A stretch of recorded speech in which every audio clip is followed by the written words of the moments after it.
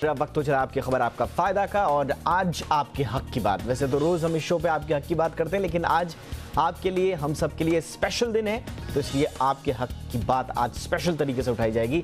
और सीधा सीधा सवाल हम यही पूछते हैं सबसे कि क्या आप जानते हैं कि बतौर ग्राहक आपके पास कौन से अधिकार हैं? जब भी ये सवाल किसी से पूछा जाता है तो ज़्यादातर लोग बगले झांकने लग जाते हैं, लेकिन सवाल ये है कि ऐसा क्यों? हम क्यों अपने अधिकारों से अनजान हैं? क्यों उन्हें नज़रअंदाज करते हैं? इसके पीछे हमारी लापरवाही है या सरकारी तंत्र की नाकामी से कहा जाए कि वही हमें ढंग से बता नहीं पाते हैं कि हमारे अधिकार क्या हैं? आज वर्ल्ड कंज्यूमर राइट्स डे है और आपकी खबर आपका फायदा में बात होगी आपके अधिकारों की, अपने खास मेहमानों के साथ क्यों जरूरी है, देश का भविष्य, देश का लक कैसे कंज्यूमर के हक से जुड़ा हुआ है, इस पर करेंगे चर्चा। पहले रिपोर्ट देख लीजिए, लौटते हैं मेहमानों के साथ।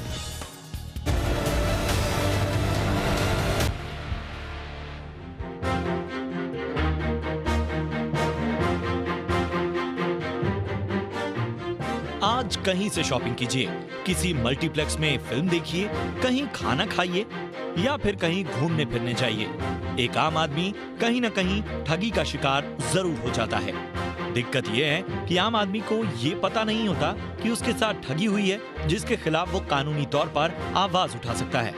कंज्यूमर के हक की बात आज से नहीं हो रही। 1962 में अमेरिका के तत्कालीन राष्ट्रपति जॉन एफ कैनेडी ने कांग्रेस में कंज्यूमर अधिकारों पर चर्चित स्पीच दी थी और उसी के बाद 1983 से हर साल विश्व कंज्यूमर दिवस के तौर पर इसे मनाया जाता है।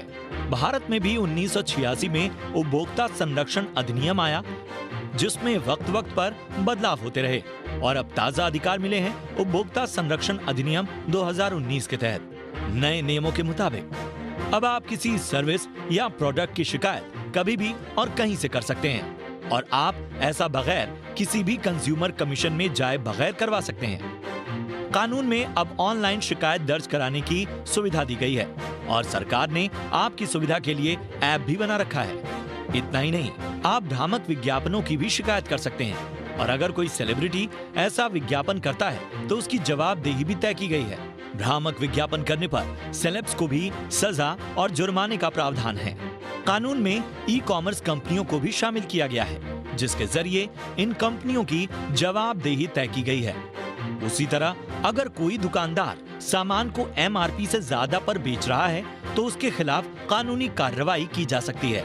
खाने पीने की चीजों को भी कानून के दायरे में लाया गया है।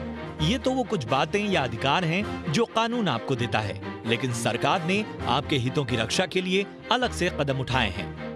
उपभोक्ता संरक्षण अधिनियम 2019 में ग्राहकों के हितों की रक्षा के लिए सीसीपीए का गठन किया गया है, जो खुद किसी भी चीज की जांच के लिए स्वतंत्र होगा। उपभोक्ता संरक्षण अधिनियम में उपभोक्ता को कई और अधिकार दिए गए हैं, जैसे किसी सामान की शिकायत के लिए ग्राहक को उसे खरीदना जरूरी नहीं होगा। सामान खरीदने के बाद भी ग्राहक उसकी शिकायत कर सकता है और 21 दिन तक आपकी शिकायत का स्टेटस न पता चले तो वो खुद ब खुद रजिस्टर्ड मानी जाएगी। कानून का होना एक बात है, उसकी जानकारी होना दूसरी बात। जी बिजनेस आपके अधिकारों के लिए लड़ने को भी तैयार है और आपको जागरूक करने को भी। कोशिश यही है कि आप अपने हक को ज्यादा से ज्यादा आसानी से और बेहतर तरीके से समझें और बने देश के जिम्मेदार नागरिक और एक जागरूक ग्राहक। ब्यूरो रिपोर्ट, जी मीडिया। और आज चर्चा के लिए मेरे साथ 3 खास मेहमान मौजूद हैं, उनका परिचय आपके सामने करा दें। हमारे साथ हैं श्रीराम खन्ना, जाने माने कंज्यूमर राइट एक्टिविस्ट हैं।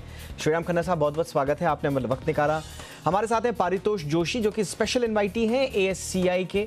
बहुत बहुत स्वागत है पारितोष जी आपका हमारे शो पर। और हमारे साथ हैं जहांगीर घई साहब, जो कि जाने माने कंज्यूमर लॉयर हैं, सीनियर कंज्यूमर लॉयर। बहुत बहुत स्वागत है घई साहब आपका भी हमारे शो पर। श्रीराम खन्ना साहब, आपसे हम चर्चा की शुरुआत करना चाहेंगे और आपके साथ हमने पहले भी शो किए हैं कंज्यूमर के हक की। जब जब आवाज़ उठाने की बारी आती है तो आपके साथ हम जरूर शो करते हैं। आपका एक लंबा एक्सपीरियंस रहा है सर, और उपभोक्ता संरक्षण कानून 1986 से लेकर अब हमारे जो लेटेस्ट उपभोक्ता संरक्षण कानून आए हैं रिवाइव्ड 2019 के, ये जो पूरी जर्नी रही है, इसमें कंज्यूमर की बात कानूनों के जरिए उनके हक को कितना बुलंद कर पाए हैं हम अभी, या अभी जर्नी बाकी है? खन्ना साहब। देखिए 35 साल हो गए इस कानून को आए हुए, ये 35वां साल चल रहा है। और मुझे याद है कि जब हम 1985-86 में इस कानून के आने से पहले कंपनियों को चिट्ठी लिखते थे कि आपका फ्रिज ख़राब है, इस कंज्यूमर की ये प्रॉब्लम है, तो वो चिट्ठियाँ जो हैं उनके टेबल के नीचे रखे हुए डिब्बे में, जिसको हम डस्टबिन कहते हैं, वहाँ चली जाती थी। ना वो जवाब देते थे, ना वो कुछ करते थे। उनका काम था भैया पैसे लो, लक्ष्मी कमाओ और मौज करो। कंज्यूमर की बात कोई बोल के चिल्लाएगा तो उसको बाहर निकाल देंगे दफ्तर से, तो उसकी कोई बात सुनता नहीं था। कंज्यूमर कोर्ट्स बनी जब और कंज्यूमर लॉ इम्प्लीमेंट हुआ और लोगों ने कंप्लेन करना शुरू किया, तो जो आलम था 1986 का कि कोई आदमी बड़ी बड़ी कंपनियों के खिलाफ कंप्लेन करने से डरता था, और 1988 आते आते वहाँ लाइन लग गई लोगों की कंज्यूमर की कंप्लेन करने के लिए, तो चेंज हो गया सिस्टम और लोग बड़ी बड़ी कंपनियों के खिलाफ शिकायत करने से घबराते नहीं थे और कंज्यूमर कोर्ट्स उसको एंटरटेन करती थी। तो वो लॉ कंज्यूमर कोर्ट्स ने इंटरप्रेट किया, स्टेट कमीशंस में अपीलें गई और लाखों ही लाखों केस जो आज कंज्यूमर लॉ में तय हो चुके हैं। इस समय हर ज़िले में एक कंज्यूमर अदालत है, हर प्रदेश में एक प्रदेश स्तर की अदालत है और राष्ट्रीय स्तर की अदालत यहाँ INA के बगल में दिल्ली में आपको मिलेगी, नेशनल कमीशन के नाम से। मैं इन सभी कचहरियों के जजेस का नमन करता हूँ कि आपने उपभोक्ता के अधिकारों को संरक्षित करने के लिए अभूतपूर्व योगदान दिया है और ये एक बहुत अच्छी बात है। और आज कंज्यूमर राइट्स डे पे आप लोगों का मैं सलाम करना चाहता हूँ। इसमें कोई शक नहीं है कि कंज्यूमर अधिकार से जुड़े हुए जितने भी तंत्र हैं वो अपना काम कर रहे हैं जागृति फैलाने में, जागरूकता फैलाने में। लेकिन घाई साहब, क्या हमने ये जो पूरी 35 सालों की जर्नी तय की है, हम देख रहे हैं कि स्वरूप बदल रहा है, स्पेक्ट्रम बदल रहा है कंज्यूमर गुड्स का, सर्विसेज का। पहले बिल्कुल सही कह रहे हैं खन्ना साहब कि टीवी खराब होता था, फ्रिज खराब होता था, तो लोग पहले तो समझ ही नहीं पाते थे हमें जाना कहाँ है, क्या हमारा अधिकार भी है कि हमने एक बार खरीद लिया। वो धीरे धीरे जागृति आई, जागरूकता बढ़ी, लेकिन अब स्वरूप बदल गया है। अब सर्विस के हिसाब से ज्यादा प्रॉब्लम्स हैं और वो ज्यादा कॉम्प्लिकेटेड है।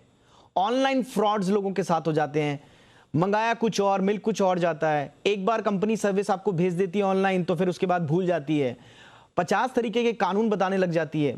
तो ये स्वरूप बदलने के बाद हम क्या उस हिसाब से इंफ्रास्ट्रक्चर डेवलप कर पाए हैं कंज्यूमर के अधिकार के लिए?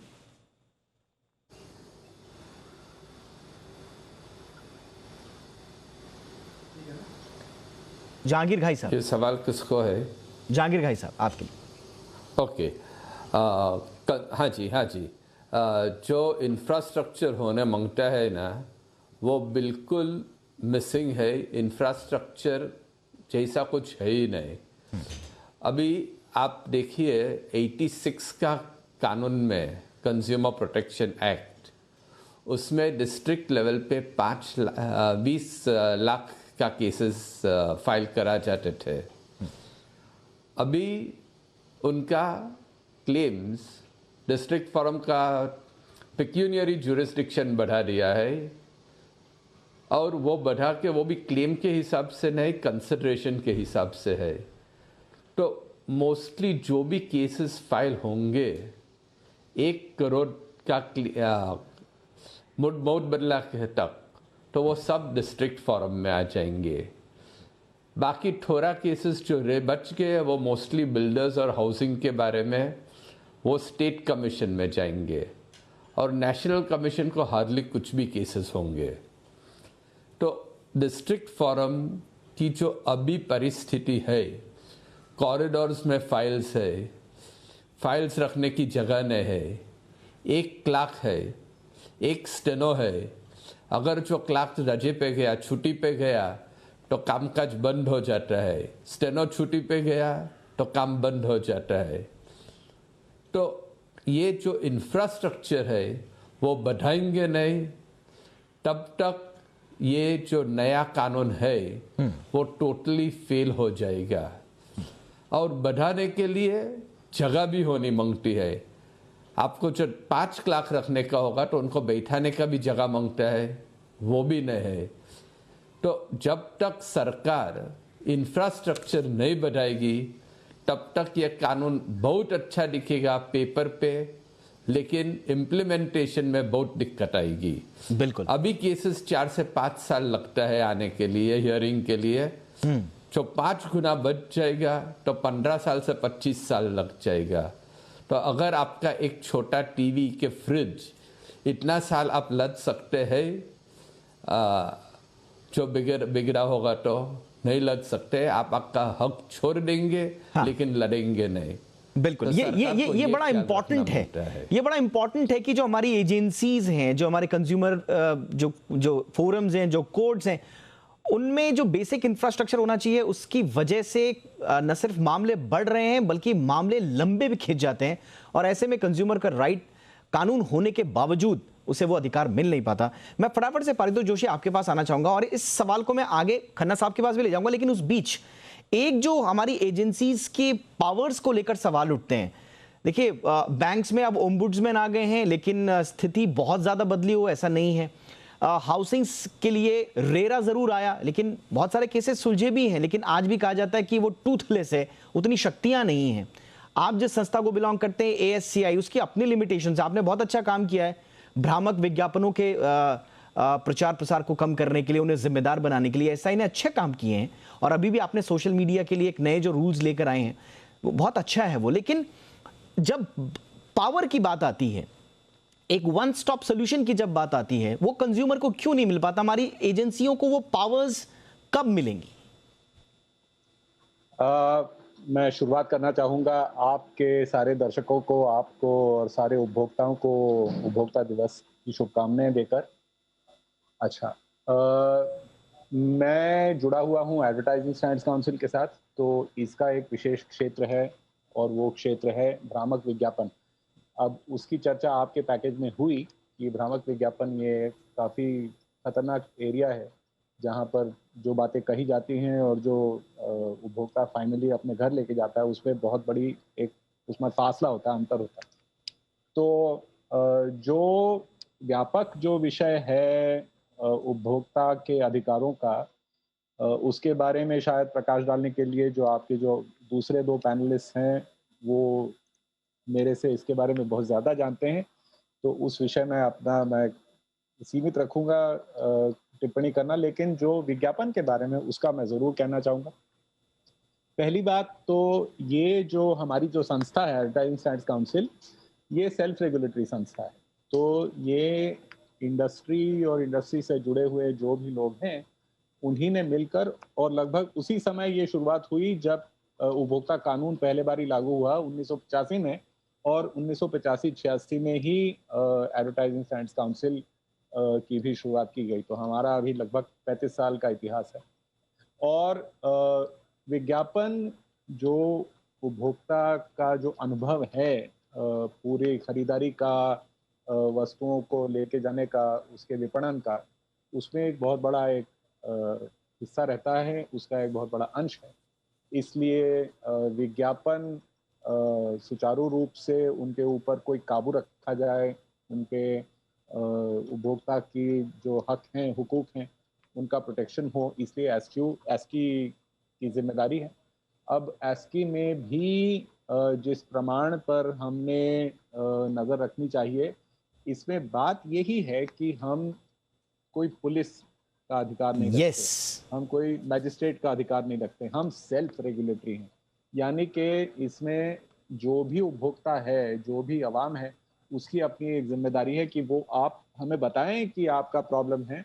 और जैसे कि आपने कहा, सरकार ने ऐप्स बनाए हैं, सरकार ने वेबसाइट बनाई है, ये सारे प्रबंध एस्की ने भी कर रखे हैं, लेकिन हमारा सीमित रोल है। तो अपना हक आपको जानना है और इसके लिए आपको तमाम जानकारियां होनी आवश्यकता है। बतौर एक ग्राहक आपके क्या अधिकार हैं, इस पर कर रहे हैं हम चर्चा। हमारे साथ 3 खास मेहमान। खन्ना साहब, आपके पास मैं आना चाहूंगा।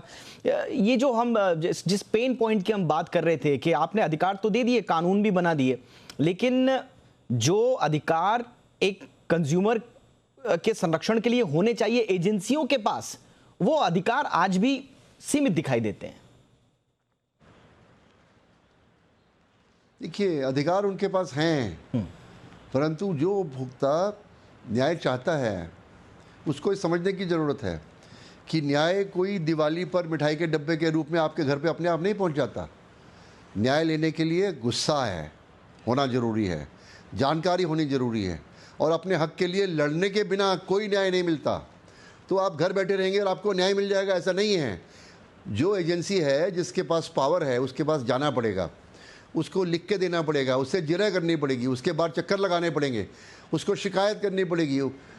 इसलिए तब जाके ये इतनी कॉम्प्लिकेटेड क्यों है सर? ये स्वाभाविक क्यों नहीं है? सुलभ और स्वाभाविक क्यों नहीं है ये प्रक्रिया? ये कॉम्प्लिकेटेड क्यों? ऐसा है, स्वाभाविक केवल कल्पना, स्वाभाविक चीज़ें केवल कल्पना में होती हैं। जिंदगी में जद्दोजहद है, और इतिहास में अधिकार कभी भी बिना लड़े किसी को नहीं मिले। गाई साहब से मैं फटाफट से एक रिएक्शन लेना चाहूंगा। गाई साहब आप इत्तेफाक रखते हैं ऐसे ही लड़ाई लड़नी पड़ेगी, जिजीविषा दिखानी होगी ग्राहक को, वरना हक नहीं मिलेगा?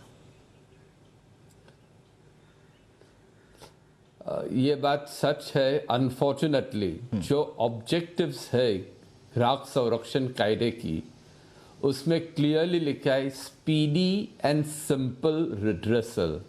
न स्पीडी रहा है न सिंपल रहा है, तो ऑब्जेक्टिव्स फ्रस्ट्रेट हुए हैं इसके। और जो कंज्यूमर कोर्ट के भी जजेस रहते हैं, वो प्रैक्टिकल, कितने जजेस प्रैक्टिकल नहीं रहते हैं।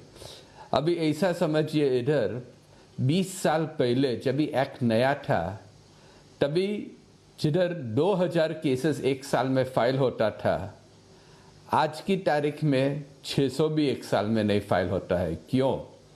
कारण लोग धक्का खाते खाते कोर्ट को जाओ तारीख लेके आओ, जाओ तारीख लेके आओ, और उनके लिए वो पार्टी इन पर्सन वो खुद अपना केस लड़ेगा तो फिर भी उनको खर्चा होता है, केसेस का कॉपीज फाइल करनी है, गाड़ी भाड़ा होता है, तंत्र पर एक तरह से विश्वास नहीं है, और हम विश्वास जगह पाने में नाकाम भी साबित हुए हैं। इस पर हमें जरूर सरकारों को और तंत्र को ध्यान देना होगा। जोशी साहब, आपका फाइनल कमेंट सर, क्या करना होगा सरकारों को कि ये भरोसा लौटे लोगों में? आपको शायद ये लगेगा कि मैं तरफदारी कर रहा हूं एस्की की, लेकिन जो बातें अभी जो आपके दोनों विशिष्ट मेहमानों ने कही, उसमें और एस्की में एक बहुत बड़ा फर्क है। एस्की की कंप्लेंट की सिस्टम बड़ी आसान है। एक व्हाट्सएप के मैसेज के जरिए भी आप कंप्लेंट कर सकते हैं, और एक बारी उपभोक्ता ने कंप्लेंट हमारे पास सुपुर्द कर दी तो उसके आगे जिम्मेदारी एस्की की बन जाती है। तो ये संभव है कि ये जो पूरा जो कार्यक्रम जो ये इतना बड़ा रच रखा है, इसमें शायद जिस तरह से विज्ञापन के लिए सेल्फ रेगुलेटरी भूमिका एक निभाने का एस्की को मौका मिला है, शायद ये भी संभव है कि जो ज़्यादा जो ये विशाल जो एरिया है उपभोक्ता कानून का या उपभोक्ता संरक्षण का, उसमें शायद अभी भी सेल्फ रेगुलेटरी बॉडी बनने की सख्त जरूरत है। ये एक अच्छा सुझाव, मैं आपसे चर्चा तो लंबा करना चाहता था, लेकिन ये सेल्फ रेगुलेशन की बात जो आपने कही है एक अच्छा सुझाव जरूर है। हमें लगता है कि कंज्यूमर के अधिकार के लिए सरकार इस पर तो सोच ही सकती है। बहरहाल आप तीनों का बहुत बहुत शुक्रिया। श्रीराम खन्ना साहब, थैंक यू सो मच। घाई साहब शुक्रिया आपका, जोशी साहब आपका भी बहुत बहुत शुक्रिया। तो ये थी आपकी खबर आपका फायदा की आज की पेशकश। नमस्कार।